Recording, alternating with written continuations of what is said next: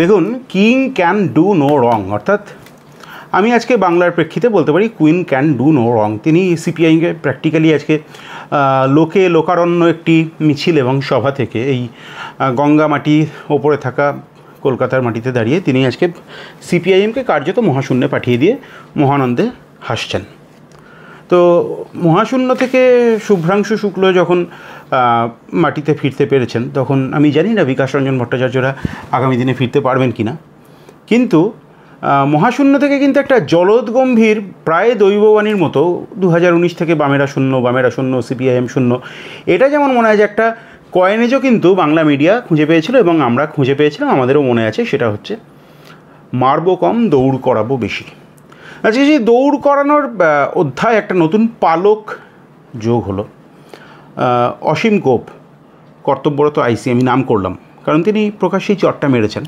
তো যাকে চর মেরেছেন সেই সিপিআইএম নেতা, উনি বিকাশ রঞ্জন ভট্টাচার্য আগের ইন্টারভিউতে আমাকে বলেছিলেন উনি কিন্তু পশ্চিমবাংলার মুখ্যমন্ত্রী নন, উনি পশ্চিমবাংলার বিরোধী দলনেতা নন, উনি পশ্চিমবাংলার কোনো বিধায়ক নন, একজন সাংসদ মাত্র। তিনি বলেছিলেন মারবো কম দৌড় করাবো বেশি। তো আজকে তিনি পুলিশকে দৌড় করানোর একটা অধ্যায় শুরু করলেন। স্যার কি বলবেন, পুলিশকে দৌড় করাচ্ছেন? না, পুলিশকে দৌড় করাচ্ছি না, দৌড় করাচ্ছি দুর্নীতিবাজ প্রশাসন এবং তার মাথার তিনি হচ্ছেন রাজ্যের মুখ্যমন্ত্রী। যেদিন থেকে মমতা রাজ্যের মুখ্যমন্ত্রী হয়েছে সেদিন থেকেই পুলিশ একটা নির্দিষ্ট সংগঠিত গুন্ডা বাহিনীর মতো কাজ করছে এবং গোটা প্রশাসনটাকে তিনি দুর্নীতিতে আকণ্ঠ ডুবিয়ে দিয়েছেন। এখানে আইনের শাসন নেই, এখানে হচ্ছে গুন্ডাদের শাসন এবং চোরেদের শাসন। আমার খুব প্রিয়জন আমার জীবন সঙ্গে তিনি আমাকে খুব নিন্দা করেন যে তুমি চোর শব্দটা কেন ব্যবহার করো, কিন্তু আমি অনেক চিন্তা করে দেখেছি এর থেকে কোনো বিকল্প, মানে সিএমএ সম্পর্কে, হ্যাঁ, এর থেকে কোনো ভালো বিকল্প শব্দ খুঁজে পাওয়া যায় না। অতএব তিনি সমস্ত অপকর্মের নায়িকা, পশ্চিমবঙ্গকে অন্ধকারে ঠেলে দেওয়ার পথের অন্যতম মুখ্য নায়িকা। অতএব তিনি যা করছেন তাতে পশ্চিমবঙ্গ কলঙ্কিত হচ্ছে এবং তার নেতৃত্বে পুলিশ প্রশাসন তারা সমস্ত রকম অপকর্ম করছেন। আজ পর্যন্ত 2011 পরবর্তী সময় থেকে এমন একটা কাজ পুলিশ প্রশাসন করেননি যেটায় তারা গর্ব করে বলতে পারবেন মাথা উঁচু করে যে আমরা আইনের শাসন প্রতিষ্ঠার জন্য ব্যবস্থা করেছি। একজন মানুষ, তার তো অধিকার আছে ধর্মঘট করার। একজন মানুষ যদি ধর্মঘটের কথা বলেন তাহলে তাকে সম্মান জানানোটা হচ্ছে রাষ্ট্রের দায়িত্ব, প্রশাসনের দায়িত্ব। কিন্তু একজন প্রবীণ মানুষ রাস্তায় নেমেছেন ধর্মঘট করার জন্য, তার গালে থাপ্পড়, ভাবা যায়? তুমি আমরা যখন তরুণ ছিলাম তখন দুর্বিনীত শাসকের বিরুদ্ধে প্রচুর মিছিল করেছি, মিটিং করেছি, আমাদের ধরেছে, গ্রেপ্তার করেছে, কিন্তু কখনো পুলিশ এমন সাহস দেখায়নি যে আমাদের গায়ে হাত দেবে, শান্তিপূর্ণ মিটিংয়ে লাঠি ব্যবহার করবেন, শান্তিপূর্ণ সমাবেশে লাঠি ব্যবহার করবেন। পুলিশ ভাবতে পারেননি। পুলিশ আমাদের গ্রেপ্তার করেছেন, আইনত গ্রেপ্তার করে তারা তাদের হেফাজতে নিয়েছেন, ম্যাজিস্ট্রেটের কাছে হাজির করেছেন, আমরা জেল কেটেছি, অফিসের হেফাজতে ছিলাম, সেটা একটা পদ্ধতি। কিন্তু আমি সরাসরি দাঁড়িয়ে থাপ্পড় মেরে দেবো এবং তারপরে রাজ্যের পুলিশ মন্ত্রী কাম মুখ্যমন্ত্রী নীরব থাকবেন, এটা হচ্ছে সরাসরিভাবে দায়িত্বপ্রাপ্ত মন্ত্রী হিসেবে এই দুর্বিনীত ব্যবহারকে সম্মান জানানো। আমরা সেই সম্মান জানানোকে ঘৃণা করি এবং তার বিরুদ্ধে আমাদের যে আইনি ব্যবস্থা সেটা আমরা নেব। স্যার, আপনার একটা ঐতিহাসিক, মানে এখনকার ভাষায় ভাইরাল একটা বক্তৃতা সংসদে দাঁড়িয়ে, আমি আবারও বলছি, যিনি সেই ঐতিহাসিক বক্তৃতা দিয়েছিলেন যে হিন্দি কখনো বাংলা ভাষার স্তরে উন্নীত হতে পারবে না, এই ভাষা প্রথম নোবেল প্রাইজ এনেছে। বিকাশ রঞ্জন ভট্টাচার্য কিন্তু রাজ্যের মুখ্যমন্ত্রী ছিলেন না, বিকাশ রঞ্জন ভট্টাচার্য রাজ্যের বিরোধী দলনেতাও ছিলেন না, কিন্তু বিকাশ রঞ্জন ভট্টাচার্য জলদগম্ভীর গলায় এই কথা সোচ্চারে বাঙালির হয়ে বলতে পেরেছিলেন। আমরা প্রত্যেকে, আমার ধারণা আপনিও দলমত নির্বিশেষে গর্বিত হয়েছিলেন। আজকে যখন বাঙালিদের হেনস্থার প্রতিবাদে যখন মিছিল হচ্ছে স্যার, সেই সময় দাঁড়িয়ে, সেই জায়গায় দাঁড়িয়ে হিন্দিতে যখন বক্তৃতা রাখা হচ্ছে, তখন আপনি কি বলুন মুখ্যমন্ত্রী? দেখুন, আমরা সকলেই বোধহয় পারম্পর্য ঘটনাক্রম ভুলে যাই। আজকে বাঙালিদের উপর যে আক্রমণ হচ্ছে, সেই আক্রমণ হওয়ার মূল কারণ হচ্ছেন মমতা বন্দ্যোপাধ্যায়। তিনি যখন সাংসদ ছিলেন তিনি সংসদে দাঁড়িয়ে অসভ্য আচরণ করে স্পিকারের মুখের ওপর বিল ছুঁড়ে মেরে বলেছিলেন কি পশ্চিমবঙ্গ নাকি অনুপ্রবেশে ভরে গেল। 2005 সাল। এই 2005 সালে অনুপ্রবেশের তত্ত্বই প্রথম হাজির হলো একটি সংসদীয় পরিকাঠামোর উপর দাঁড়িয়ে, এবং যেটা চেয়েছিলেন আরএসএস বিজেপি তারা এই অস্ত্রটা পেয়ে গেছেন। আজকে সেই অস্ত্র তারা ব্যবহার করছেন।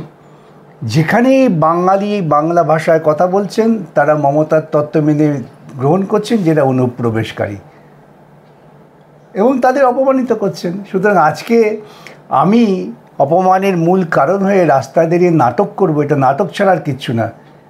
যে বাঙালিরা তারা আক্রান্ত হচ্ছেন তার কারণ পশ্চিমবঙ্গের বর্তমানে মুখ্যমন্ত্রী তিনি বাঙালিদের আক্রমণের অস্ত্র বিভাজনকারী আরএসএস বিজেপির সাথে তুলে দিয়েছেন। তাই সমস্ত বাঙালিকে এই কারণটা উপলব্ধি করতে হবে। অনুপ্রবেশ, আচ্ছা অনুপ্রবেশ যদি এত ব্যাপক হবে তাহলে ভারতবর্ষের বুকে বিএসএফ আছে কেন? বর্ডার সিকিউরিটি ফোর্স কী করতে আছে? সীমান্ত প্রহরায় কেন্দ্রীয় রাজ্য সরকারের যৌথ যে তদারকি কেন আছে? বলে দিলে হলো অনুপ্রবেশ। ভারতবর্ষের ভৌগোলিক পরিস্থিতি, ভারতবর্ষের ইতিহাস, ভারতবর্ষ তৈরির ইতিহাস, বিভাজনের ইতিহাস সব বলে যেতে হবে। সবাই অনুপ্রবেশকারী। এক গভীর চক্রান্ত, যে গভীর চক্রান্তের মূল লক্ষ্য হচ্ছে বিভাজন তৈরি করে, এবং সেই বিভাজন তৈরির সবচেয়ে বড় অস্ত্র এবং মশলা তিনি হচ্ছেন এই রাজ্যের মুখ্যমন্ত্রী। স্যার, আজকে আদালতে একটি রায় হলো, আমি একটু ক্ল্যারিফিকেশান চাইব, দর্শকও ক্ল্যারিফিকেশান চাইছেন।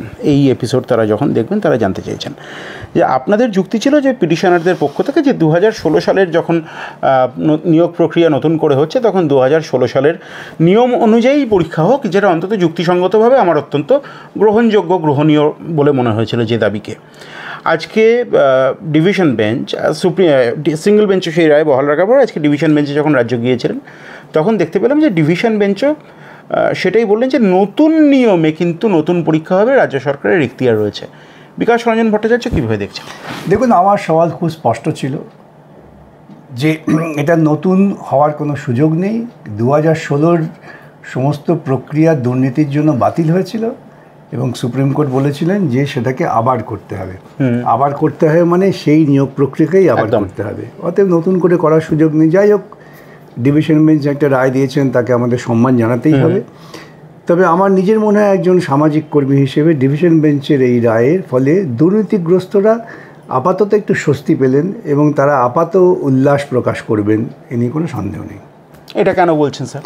কারণ এটা তো এই রায়ের ফলে দুর্নীতিকেই লালন করা হলো। যে নির্বাচন প্রক্রিয়া মানে গুণমান নির্ধারণের প্রক্রিয়া, যাকে সুপ্রিম কোর্ট বলে দিলেন এটা ভয়েড, মানে পুরোপুরি খারিজ, সে তাদেরই সুযোগ দেওয়ার জন্য অতিরিক্ত 10 নম্বর দেওয়া, একেবারেই তাই। এটা তো একটা দুর্নীতিকে লালন করারই। আমি বিষয়টাকে একটু আমি প্রশ্নটা করি, আপনি যদি আমি ভুল করি আপনি কাইন্ডলি একটু ধরিয়ে দেবেন স্যার। সেটা হচ্ছে কারা স্পেসিফিক্যালি মেনশনড অ্যাজ টেন্টেড সেটা বোঝা গিয়েছে, কিন্তু যারা আনটেন্টেড অন্তত অ্যাপারেন্টলি তাদের মধ্যে যে কেউ টেন্টেড নেই এমনটা বোঝা যাচ্ছে না। তো সেই জায়গায় দাঁড়িয়ে কেউ যদি 10 নম্বর বাড়তি পাওয়ার সুযোগটা পান তাহলে তো প্রথম থেকেই যারা পরীক্ষায় সুযোগই পাননি তারা তো প্রথম থেকেই পিছিয়ে পড়ছেন। এটা যে কোনো সাধারণ মানুষ এই বোধটা বুঝবেন। আমরা সওয়াল করেছিলাম যে আমাদের সওয়াল বিচারপতিদের কাছে গ্রহণযোগ্য মনে হয়নি, কিন্তু আমাদের সম্মান জানাতে হবে। কলকাতা হাইকোর্টের ডিভিশন বেঞ্চ বলেছেন তার রায়কে আমরা সম্মান জানাই, পাশাপাশি সেই রায়ের তীব্র সমালোচনা করার অধিকারকেও আমরা সম্মান জানাই। আপনাদের এই রায়, আমি আবারও বলি, এই রায় দুর্নীতিগ্রস্তদের খানিকটা উৎসাহিত করবে। আগামী দিনে এর বিরুদ্ধে আইনি পদক্ষেপ। এখন এটা যারা আজকে বঞ্চিত হচ্ছেন তারা যদি মনে করেন সুপ্রিম কোর্ট যাবেন, আমরা সাহায্য করব।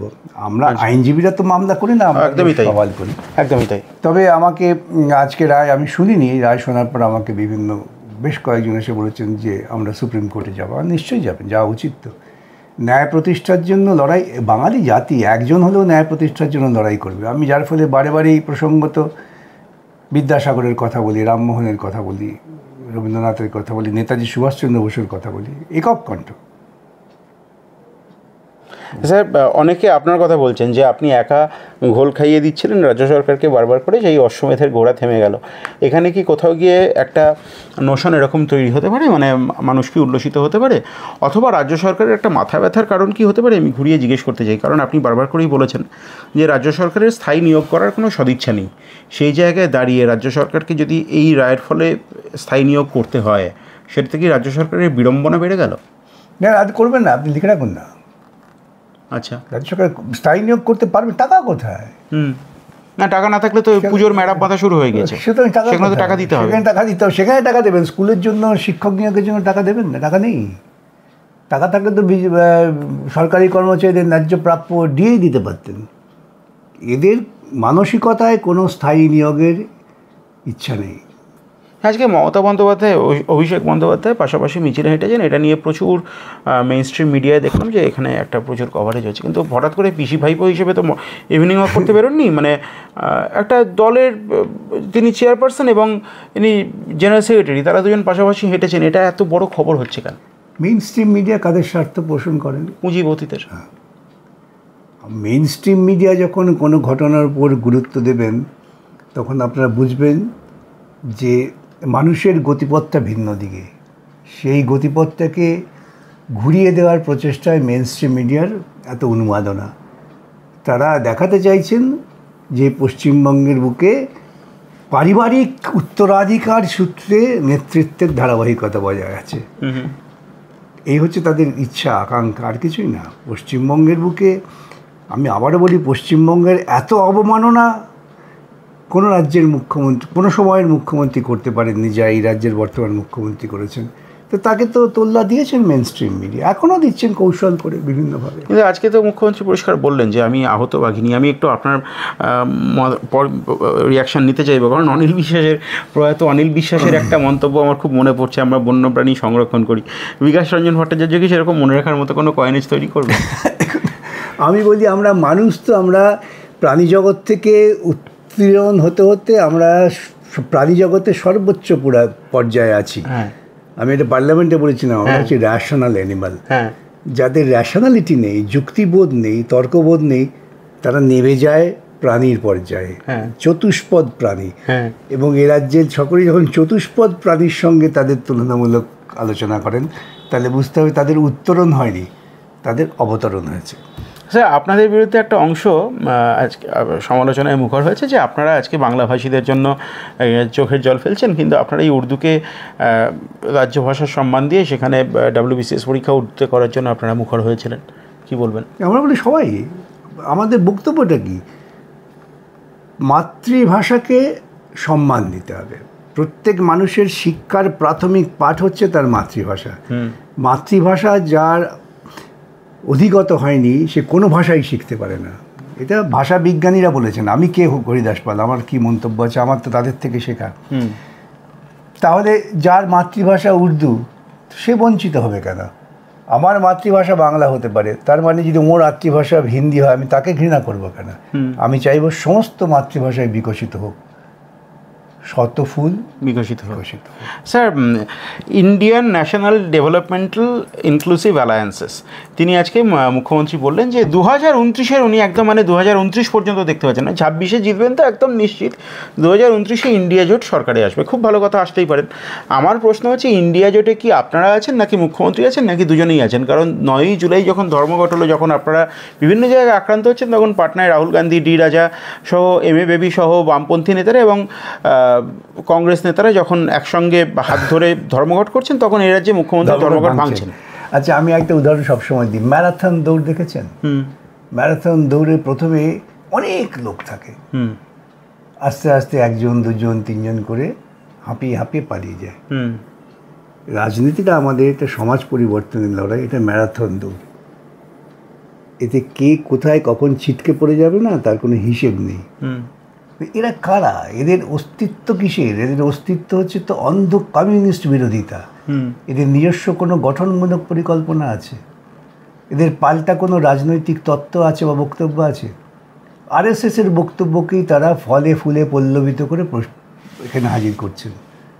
তো এরা কোথায় থাকবে না থাকবে এ নিয়ে কোনো সমাজতাত্ত্বিকের খুব চিন্তা করার মতো অবকাশ আছে বলে আমি মনে করি না। স্যার, যদি এরকম পরিস্থিতি তৈরি হয়, সত্যি দেখা গেল বিকাশ রঞ্জন ভট্টাচার্য এবং মমতা বন্দ্যোপাধ্যায় দুজনেই ইন্ডিয়া জোটের হয়ে রাস্তায় একদম মহানগরের রাজপথে দাঁড়িয়ে মানুষের ভোট প্রার্থনা করছেন, আপনি কি সেরকম কোনো সম্ভাবনা দেখতে পাচ্ছেন, নাকি তৃণমূল জোটের বাইরে বেরিয়ে যাবে? আদৌ কোনো সম্ভাবনা নেই। তৃণমূল আরএসএসের নির্দেশের বাইরে কিছু করতে পারবে না। তৃণমূলকে বাঁচিয়ে রেখেছে আরএসএস, তৃণমূলের জন্ম দিয়েছে আরএসএস। তৃণমূল পশ্চিমবঙ্গের বুকে যেটা বিজেপি করতে ভয় পেত, সাহস পেত না, সেটাকে মানুষের কাছে ওই তেতো বড়িকে মিঠে আবরণ দিয়ে পেশ করা হয়, তো জানেন তো, ক্যাপসুল জানেন তো, ভেতরটা ভীষণ তেতো, সামনেটা কঠিন, এইভাবে করা হয়েছে। স্যার, আমি একেবারে শেষ দুটো জায়গায় আসবো, প্রশ্ন করব। কিছুদিনের মধ্যে 21শে জুলাই থেকেই মমতা বন্দ্যোপাধ্যায়ের রাজনৈতিক নেত্রী হিসেবে সংসদীয় রাজনীতিতে এবং জাতীয় রাজনীতিতে উত্থান বলা যেতে পারে। 21শে জুলাই আপনাকে আমার মনে পড়ছে ঠিক এই জায়গায় বসে সাঁইবাড়ির ঘটনা, বিজন সেতুর ঘটনা, আনন্দমার্গিতের ঘটনা, ধানতলার ঘটনা, বানতলার ঘটনা, অনিতা দেওয়ানের ঘটনা জিজ্ঞেস করেছিলাম। আমি আপনাকে জানতে চাই, আপনার বিরুদ্ধে, আপনাদের পার্টির বিরুদ্ধে ভয়ঙ্কর অভিযোগ যে আপনারা গুলি চালিয়েছিলেন, খুনি মুখ্যমন্ত্রী ছিলেন সেই সময়, এবং জ্যোতিবাবু ভয়ঙ্কর একদম খুব রুথলেস আচরণ করেছিলেন সেই জায়গায় দাঁড়িয়ে। আপনার বক্তব্য কী ঘটেছিল? দেখুন, 21শে জুলাই কী ঘটেছিল সেটা সবচেয়ে ভালো বলতে পারবেন দুজন মানুষ। মনীশ গুপ্ত, যিনি তখন স্বরাষ্ট্র সচিব ছিলেন, পরবর্তীকালে মমতার মন্ত্রিসভার মন্ত্রী হয়েছিলেন, আর সোনালী গুহ। তাদের কাছ থেকে শুনে নিন। না, উনি আমাকে একটা এক্সক্লুসিভ সাক্ষাৎকার দিয়েছেন। বাদশাহ আলম, লালু আলম, তারা মমতাকে অনেক বেশি তোল্লা দিয়েছেন। বাদশাহ আলম কোথায়, আজকে দেখলাম বিজেপির, বাদশাহ আমার ব্যক্তিগত বন্ধু ছিলেন, বিজেপির সহসভাপতি ছিলেন বলে বিজেপির চোখের জল পড়ছে, তিনি প্রয়াত হয়েছেন, নিশ্চয়ই দুঃখের ব্যাপার। লালু আলম কোথায়? তৃণমূলে। তাহলে কী ধরে নিতে হবে যে এরা অনেকেই হয়তো সিপিআইএমের মধ্যে থেকে ট্রোজান হর্সের কাজ করেছেন। আচ্ছা, তাই হয়েছে আজকে। মানে প্রশাসকের ভূমিকা থেকে জ্যোতিবাবু কি সঠিক কাজ করেছিলেন? জ্যোতিবাবু তো আর প্রশাসকদের বলেননি তুমি গিয়ে লাঠি পেটাও। মমতা তো একটা কমিশন বসিয়েছিলেন, এবং আপনি জানুন সেই কমিশনে বুদ্ধদেব ভট্টাচার্য সাক্ষ্য দিতে গিয়েছিলেন, আমি তাকে নিয়ে গিয়েছিলাম। সেই কমিশনের চেয়ারম্যান আজকে প্রয়াত, বললে আবার খারাপ লাগে, আত্মস লাগা যাবে। সে বুদ্ধদেববাবুকে বলেছিলেন আপনি আপনার সঙ্গে যাকে নিয়ে এসছেন তারপর আমার আর কিছু বলার নেই, আপনি কি সমর্থন করেন? বুদ্ধ বলছে হ্যাঁ সমর্থন করি। কেন সমর্থন করি তাও বলেছিলেন। আমাদের কাছে গোপন করার কি আছে? কেউ যদি মনে করে আমি বিরোধী রাজনীতির সুযোগ নিয়ে গুন্ডামি করে দখল করব, তাহলে কী হবে? যারা মারা গিয়েছেন তাদের প্রতি আমার অত্যন্ত সমবেদনা আছে, কিন্তু সেই পরিবারের লোকজনের জিজ্ঞাসা করা উচিত মমতাকে যে এই ঘটনা ঘটলো কেন। না, সোনালী গুহ আমাকে একটা এক্সক্লুসিভ সাক্ষাৎকার, আমি সেটা প্রকাশ করব 21শে জুলাইয়ের আগেই করব। তিনি পরিষ্কার বলেছিলেন যে আমাদের উদ্দেশ্য ছিল জ্যোতিবাবুকে আটকানো, কোনো গণতান্ত্রিক আন্দোলন আমাদের উদ্দেশ্য ছিল না, মুখ্যমন্ত্রীকে ব্যক্তিগতভাবে তার গাড়ি আটকানো। স্যার, আমার একেবারে শেষ প্রশ্ন, আজকে মূল যে বিষয়টা প্রতিপাদ্য আমাদের ভাষা, এই ভাষার জায়গায় দাঁড়িয়ে ইতিহাসে যেমন বহু মানুষের কথা, সংসদীয় গণতন্ত্রের ইতিহাসে পশ্চিমবাংলা থেকে বহু মানুষেরা প্রতিনিধিত্ব করেছেন, আমি আলাদা করে দলমত নির্বিশেষে কারুর নাম করছি না, বহু মানুষ আছেন। এই সময় দাঁড়িয়ে ভাষার মানকে যদি কেউ, পশ্চিমবাংলার ভাষার মর্যাদাকে, বাংলা ভাষার মর্যাদাকে যদি কেউ সেভাবে ঊর্ধ্বে তুলে ধরে থাকেন, তাহলে সেটা আপনি। আমি দলমত নির্বিশেষে বলতে চাইছি, কারণ যেভাবে সংসদে দাঁড়িয়ে আপনি বলেছিলেন। কিন্তু প্রশ্ন হচ্ছে, ভাষা ভেদে ভোট হচ্ছে, জাতিভেদে ভোট হচ্ছে, নতুন করে একটা বিভাজন দেখা যাচ্ছে, ভাষাগত বিভাজন। আগামী দিনে আর 10 মাস কি 11 মাস পরে, 1 বছরও নেই, পশ্চিমবাংলায় বিধানসভা নির্বাচন। প্রোপাগান্ডা কী হতে যাচ্ছে, এজেন্ডা কী হতে যাচ্ছে? দেখুন, বিভাজন করাটা খুব সহজ কাজ, মানুষকে ঐক্যবদ্ধ করা একটা কঠিন কাজ। সেই কঠিন কাজটি আমাদের করতে হবে। ভোটে কি হবে এটা ভাবনা চিন্তা না করে বৃহত্তর মানুষের মধ্যে ঐক্য তৈরি করা, মানুষে বন্ধন তৈরি করা, সেই চেষ্টা কমিউনিস্টদের করতে হবে এবং সেই চেষ্টা চালিয়ে যেতে হবে। ভোটের কিছু প্রাপ্তির জন্য, 2-4টে আসন পাওয়ার জন্য আমি যদি আমার আদর্শগত নীতিগত জায়গা থেকে ভ্রষ্ট হয়ে যাই, তাহলে ইতিহাস তো আমায় ক্ষমা করবে না। মানব সভ্যতার ইতিহাসটা দীর্ঘ ইতিহাস।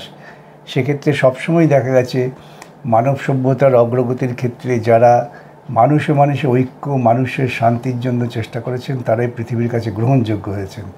যারা বিভাজন করেছেন তারা ইতিহাসের আস্থা করে নির্বাসিত হয়েছে। স্যার, আপনি জানেন যে আমাদের চ্যানেলে আমরা প্রত্যেক দিনই একটা অ্যাসার্টিভ নোটে আলোচনা শেষ করি। আজকে একটি ঐতিহাসিক বক্তব্য গতকালই মাননীয় মহানাগরিক ফিরহাদ হাকিম রেখেছেন। তিনি বলেছেন যে কলকাতার মাটির নিচে গঙ্গা মাটি আছে বলে কলকাতার রাস্তা এইভাবে ক্ষয়ে যাচ্ছে।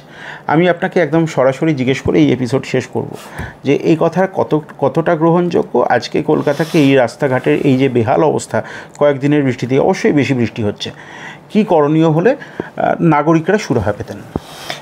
আপনি এটা যদি খুব একান্তে জিজ্ঞাসা করেন ববিকে, একান্তে রাজনীতিতে, ববি আপনাকে সত্য কারণটা বলে দেবে।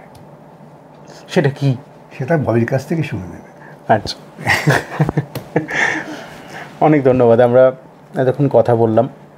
আমি জানি না, মানে ভূত আমার পুত, পেতনি আমার ঝি, রাম লক্ষ্মণ সাথে আছে করবে আমার কি। ঠাকুমা দিদিমার কাছে আমরা যে ছড়া শুনে ছোট থেকে বড় হয়েছি, সেই রামও নেই, সেই অযোধ্যাও নেই, সেই ভূতও কি আছে জানি না।